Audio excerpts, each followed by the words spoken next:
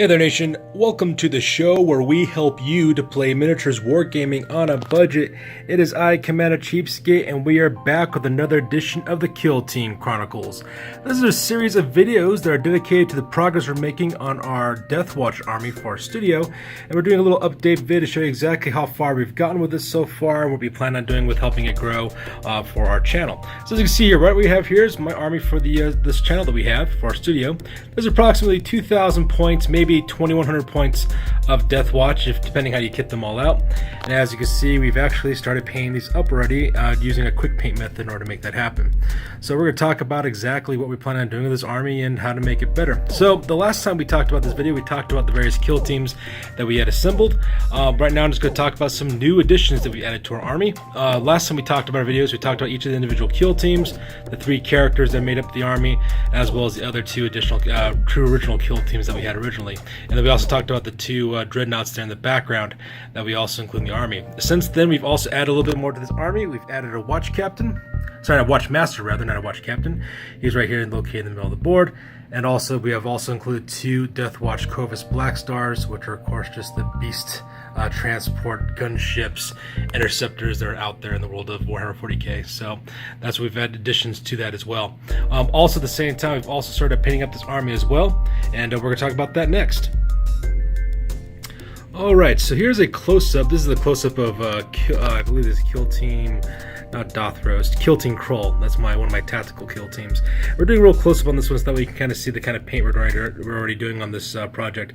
So first off, the very first thing we did for all of the miniatures that we have assembled so far is we spray painted them all in just flat black spray paint, the cheapest that we could find. The brand I like using is Color Place Flat Black Spray Paint. It's sold at Walmart for like 98 cents because, you know, it's cheap.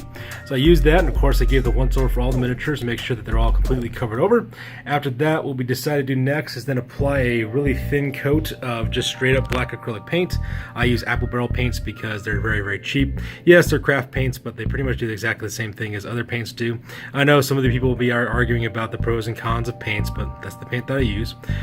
So I did a quick once over with a really thin coat just to make sure that all the miniatures were covered in black so that we have a good nice base to start off of. And then what I'm using is what's called the quick paint method for black armor, and that's basically where you have just a black coat, base coat. What you do is you add lighter shades of gray, starting with darker shades and moving up to lighter shades onto the black base. Basically just doing different layerings of dry brushing is what you're doing. So you start off with a really, really dark gray, almost a black gray. That color I used was by a company called, once again, Apple Barrel Paints. I used their pavement color because it's a nice kind of really dark grayish look.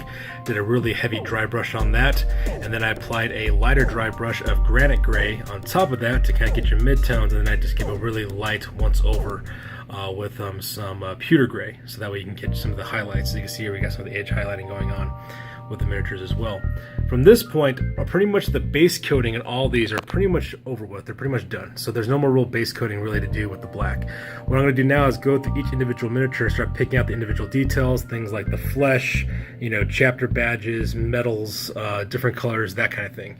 Adding their markings for their different companies that they use, which is basically red, which will be pretty easy to do, pretty quick. And then once I get done painting all that, what I do then is I drench the entire miniature in a dark wash. Is what I do to kind of bring it all together. And what that dark wash does is that it helps flatten the colors together to make it look more subdued, and also makes it darken the colors, and so that way these really light gray highlights become darkened as well, so that way it looks like a really good job. And then of course you just spray paint them with some flat matte spray, and then you are done.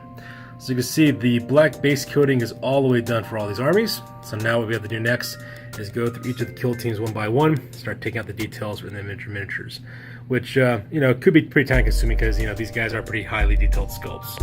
So that's kind of nice as well. And then of course I also have to do exactly the same thing with the 2 Corvus Black Stars. I've been really busy this summer doing a lot of stuff, so haven't gotten around putting those together yet, but I'm really looking forward to using them in battles.